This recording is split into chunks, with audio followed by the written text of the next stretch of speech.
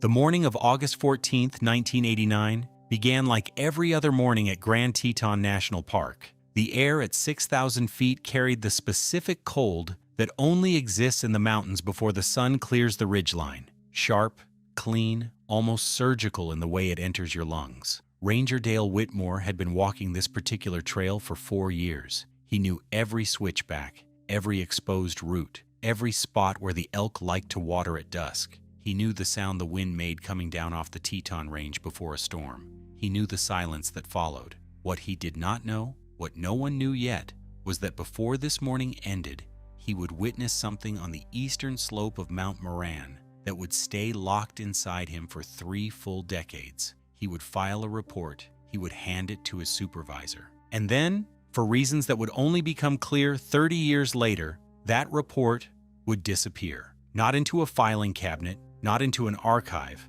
but into a kind of institutional silence so complete it was almost elegant. Dale Whitmore retired in 2019. He was 63 years old. He had a house in Jackson, Wyoming, a grown daughter who lived in Boise, and a yellow Labrador named Pepper, who walked slowly now because of her hips. He had never spoken publicly about what he saw that August morning.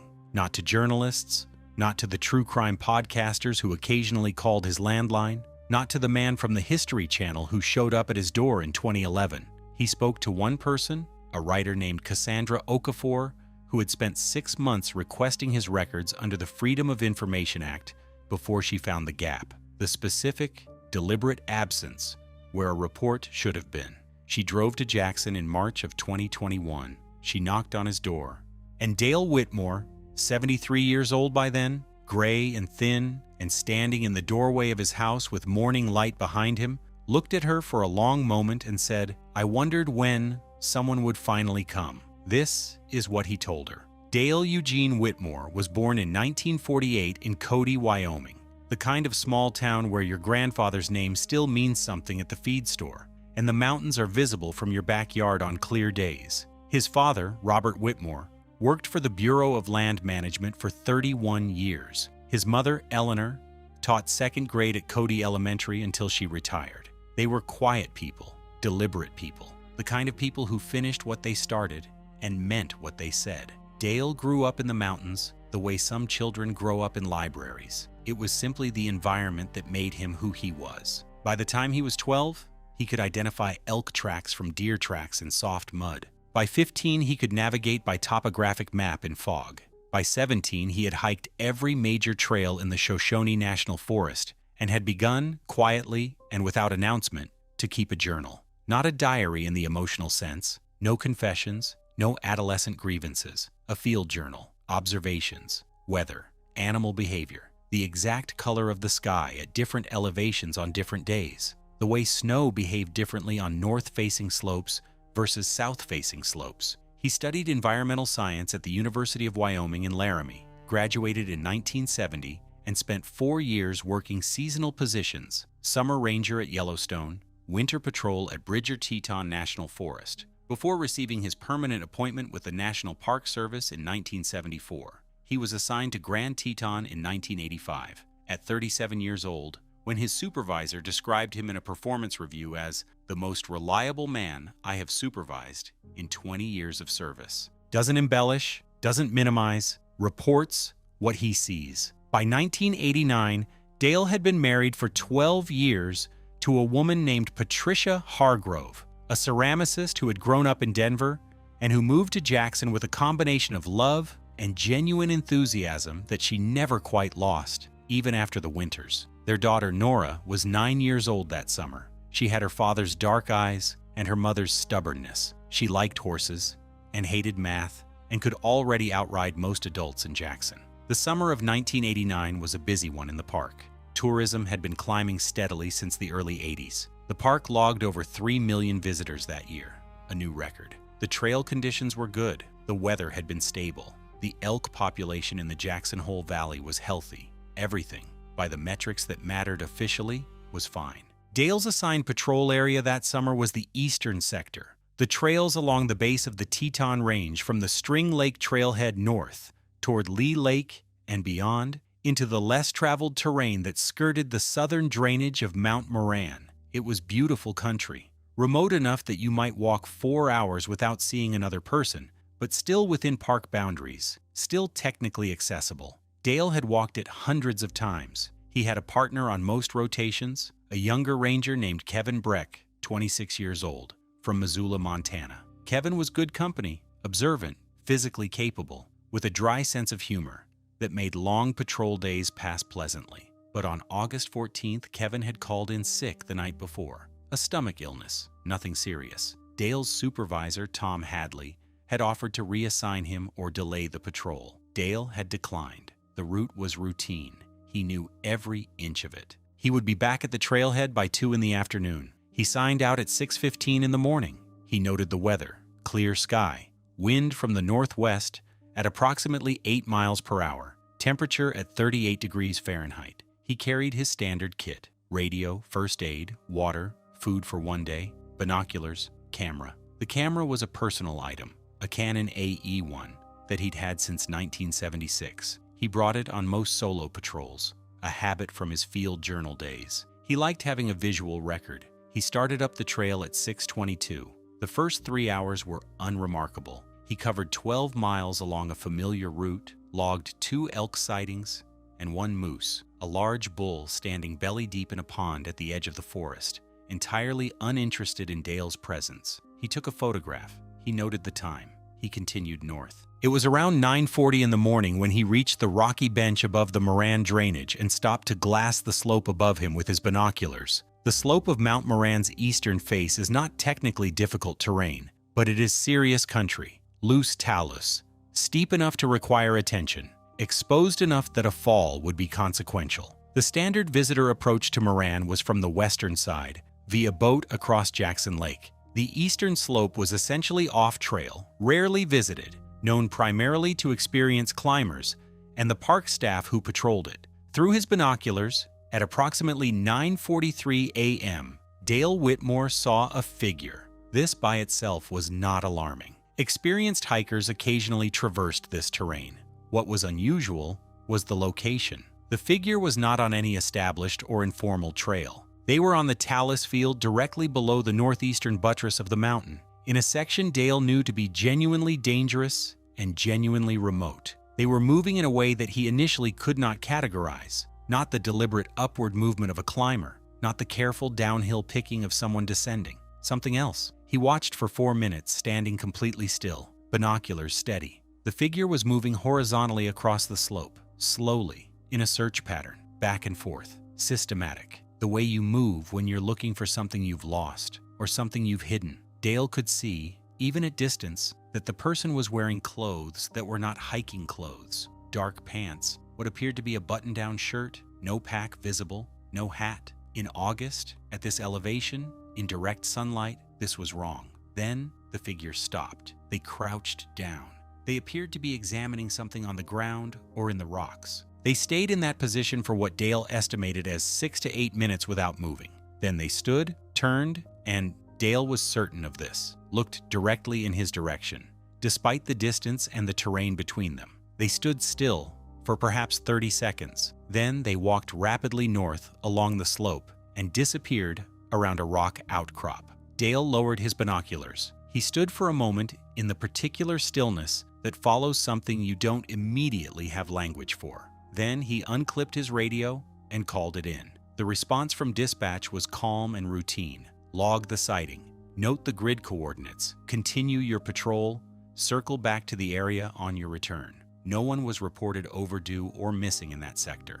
Possibly a climber who'd veered off course. Possibly nothing. Dale continued north for another 40 minutes, then turned back. He reached the talus field again at approximately 11:15. He climbed up to the area where the figure had been crouching.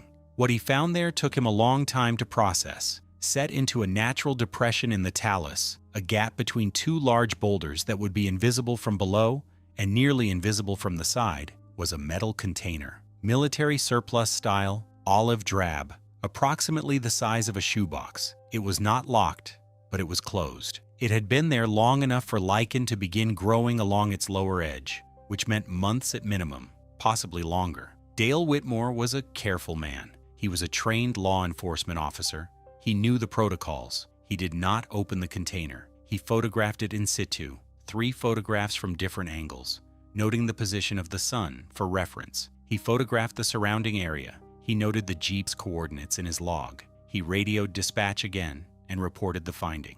He was told to leave the container in place, mark the location, and report it fully when he returned to the station. He marked the location with a cairn, 3 stones, deliberately placed, and he left. What he had not photographed, because he had not wanted to disturb the ground, and because something in him resisted the implications of what he was seeing, arranged around the container, in a loose semicircle approximately 1 meter out from the boulders, were 6 personal objects: a man's wristwatch, a folded piece of paper, a small photograph face down, a child's drawing on white paper partially weathered, a single military dog tag, the kind that hadn't been issued since the Vietnam era, and a woman's ring, gold, simple, the kind that had once been a wedding band. Each object had been placed deliberately, not dropped, not left accidentally. The spacing was too precise, the arrangement too intentional. Whatever was inside that container, these objects were its context, its explanation, or its memorial, or both. Dale Whitmore photographed each object carefully, without moving any of them. Then he descended the talus, found the trail, and began the walk back to the trailhead. He told me later, Cassandra Okafor wrote in her account, that the walk back was the strangest of his career, not because of fear, though there was some of that, but because of something he struggled to name. A weight, he said, like carrying something you didn't ask to carry, like knowing something you don't entirely want to know. He returned to the station at 1:53 p.m. His supervisor, Tom Hadley, was not there, out on an administrative matter back by 4. Dale sat at his desk, wrote his report in full, attached his field notes, logged the photographs for developing, and placed the report in Hadley's in-tray. Hadley returned at 4:15. He read the report in his office with the door open. Dale could see him from his desk. He watched Hadley read through it once, then go back and read a section again. The section about the container and the arranged objects, Dale assumed. Then Hadley picked up his phone and made a call. The conversation lasted approximately 5 minutes. Hadley's voice was low. When he hung up, he came to Dale's desk and said, "I'm going to need to take this upstairs. Good work today." 2 days later, Hadley told Dale that the container and the objects had been retrieved and that the matter was being handled by another agency. He would not specify which agency. He told Dale his photographs were being retained as part of the investigation file. He told Dale his report had been logged. He told Dale he should continue his normal duties and that if he was needed for follow-up, someone would contact him. No one ever contacted him. 3 weeks later, Dale asked Hadley for an update. Hadley said he'd been told the matter was resolved. When Dale asked what that meant, resolved how, Hadley looked at him with an expression that Dale described as something between discomfort and genuine sorrow and said, "Dale, I don't think there's anything more I can tell you. I'm sorry." Dale filed a written request for a copy of his original report. He was told it was not available at his level of access. He filed the request again. He received no response. He filed a 3rd time and received a letter telling him that his report had been transferred to a federal interdepartmental file and was not subject to release under current classification protocols. His photographs were never returned. He kept his field notes, the handwritten pages in his field journal, which he had never surrendered because no one had thought to ask for them. They were in his house in Jackson, in a green metal box on the shelf above his desk for 30 years. In the years that followed, Dale did not forget. He did not obsess either. He was not that kind of man. But the 6 objects arranged in the semicircle stayed with him the way certain images stay. Not because they were dramatic, because they were precise, because someone had put them there. He began, slowly, and without any particular urgency, to think about who they belonged to, the dog tag. He had seen it clearly enough through his camera's viewfinder to note that it had 2 lines of text, a name and a number. But the distance and the angle had made the specific letters unreadable in the photograph. He had written in his field notes what he thought the first letters of the name might be, Harr, but he was not certain. It could have been a different sequence. It was 1989. Without the photograph, without the tag itself, there was no way to pursue it, the child's drawing. He had seen a figure, probably a person, in crayon or colored pencil, with the distinctive oversized round head of a young child's art, something that might have been a house behind the figure, something that might have been mountains. He had wanted to look more carefully, but the paper was partially stuck to the rock beneath it, and he hadn't wanted to disturb it. The ring. He had photographed it from above, a simple gold band, no engraving visible from that angle. Worn, meaning someone had worn it for a long time, not a new ring, not an unused ring, the kind of ring that accumulates the small scratches of a life, and the figure he had seen on the slope before finding any of this. The figure in wrong clothes, for wrong terrain, at wrong time. Who had been there before him? Who had looked at him from 400 meters away with, Dale was sure of this, in the peculiar certainty of memory, full awareness, not the startled awareness of someone caught doing something they shouldn't, the deliberate awareness of someone who had been expecting to be found eventually and had decided it was all right. Dale told Cassandra, "That's what I kept coming back to. Not fear, resignation. The way they stood there and looked at me. They weren't hiding. They had already made their peace with whatever it was." When Cassandra Okafor knocked on Dale's door in March 2021, she had 6 months of research behind her. She had discovered the gap in the records, the specific absence of Dale's report from the National Park Service archives for the summer of 1989, a gap that would have been invisible if she hadn't been looking for it, because the surrounding reports were intact and the indexing showed no signs of deletion.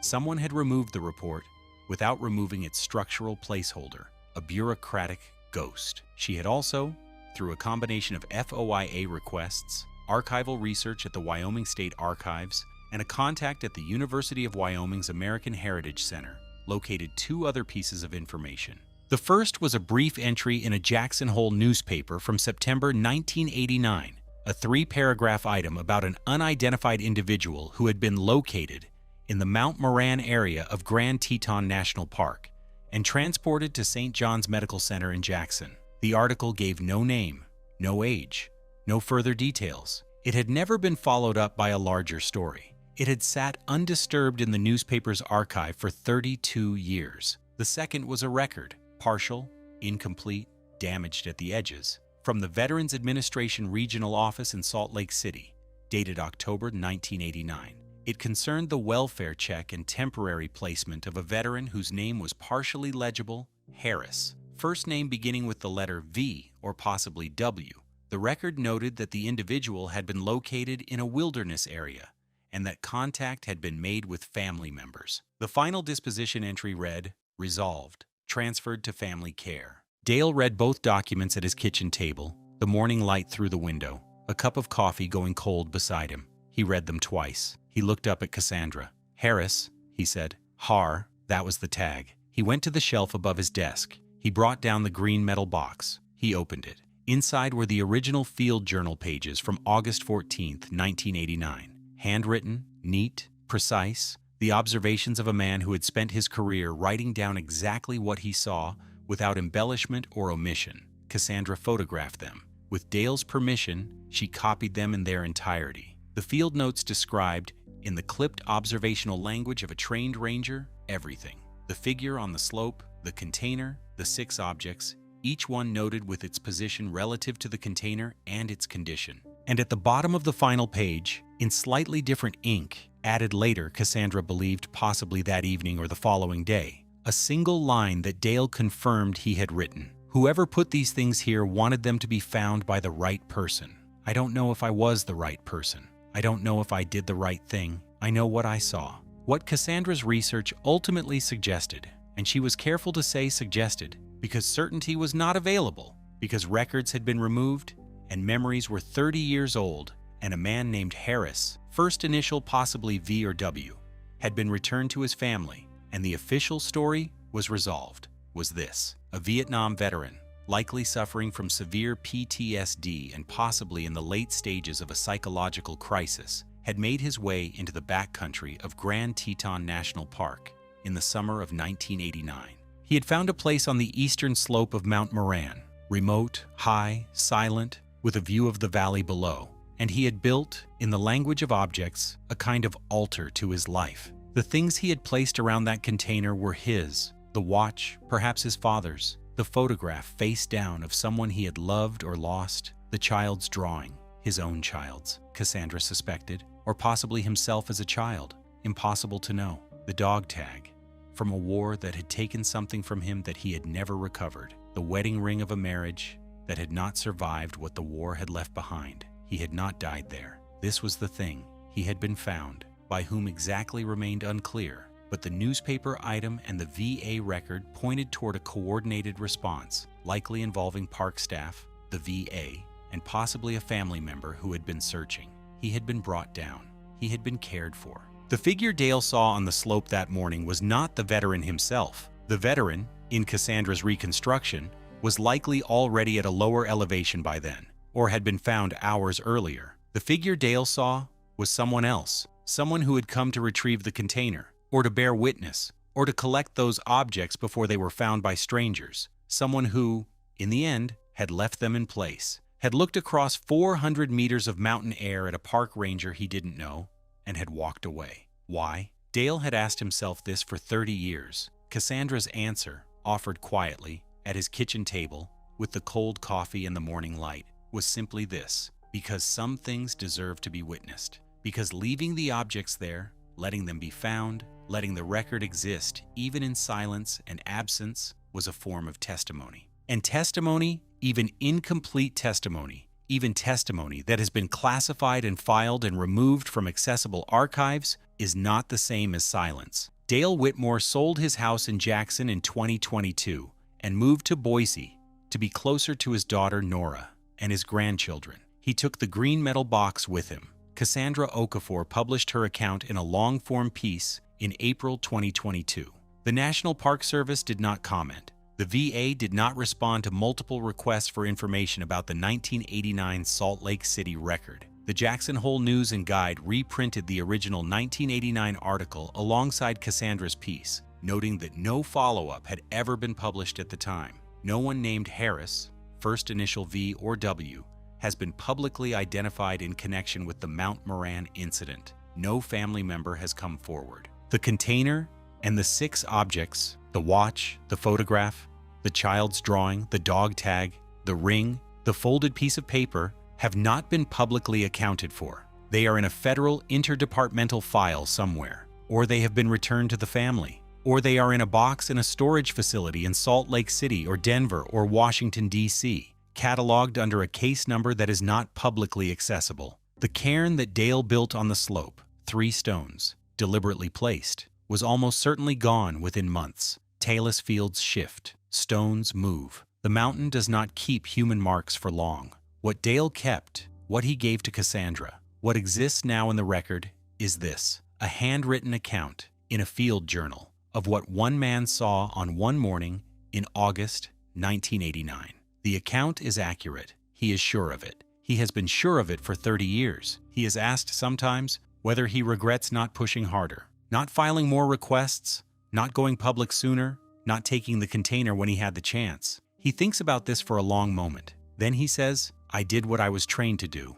I reported what I saw. I followed the protocols. And the protocols failed, or someone decided they should fail, and I couldn't do anything about that. But I wrote it down, and I kept what I wrote. And now you're here. So maybe that's enough. Maybe that's what you can do. Just write it down and keep it and wait." Outside his daughter's house in Boise, the afternoon light is coming through the kitchen window at a low angle. Pepper the Labrador is asleep on the floor near the door. The green metal box is on the shelf above the desk in the spare room. The field journal pages are inside. The ink, after 35 years, is still clear. The mountains are not visible from here, but he still knows what they look like. There is a section of trail in the northern part of Grand Teton National Park that most visitors never reach. You have to want to be there. It requires planning, physical commitment, the willingness to be genuinely alone for hours in serious terrain. The trail ends at a point where you can see the eastern face of Mount Moran clearly, the whole massive gray and white sweep of it, from the tree line to the summit. If you stand there on a clear summer morning, before the tourists begin to arrive, before the wind picks up, there is a quality to the silence that is unlike any other silence. It is not empty silence. It is the silence of a place that has absorbed many things and returned none of them. The silence of mountains which receive everything: footsteps, voices, grief, hope, objects placed in stone, and keep it all, invisibly, in the only archive that doesn't require a FOIA request. Dale Whitmore stood at that spot in September 2019, on his last patrol before retirement. The weather was clear, the wind was quiet. He glassed the eastern face with his binoculars one final time, the same binoculars he'd carried for 20 years, the same slow sweep he'd done hundreds of times. The slope was empty. The talus was as it had always been. The boulders were where they had always been. He lowered his binoculars. He stood for a moment in the morning light. Then he turned and walked back down the trail and didn't look back. Some things don't need a final look. You already know what they look like. You already know what they mean. The field journal pages from August 14, 1989 are in the possession of Cassandra Okafor. Dale Whitmore has authorized their publication. The investigation into the missing NPS report is ongoing. No federal agency has confirmed or denied the existence of the interdepartmental file. The 6 objects have not been publicly accounted for. The mountain is still there. Some mysteries aren't solved by finding answers. Sometimes, all that's left behind is a story, a few scattered clues, and the people who refuse to forget. What do you think really happened on the slopes of Mount Moran that summer of 1989? Share your thoughts and theories in the comments below. If you enjoyed this story, don't forget to leave a like, subscribe to the channel, and join us for more real mysteries and unexplained cases. Thank you for watching. Until next time, stay curious.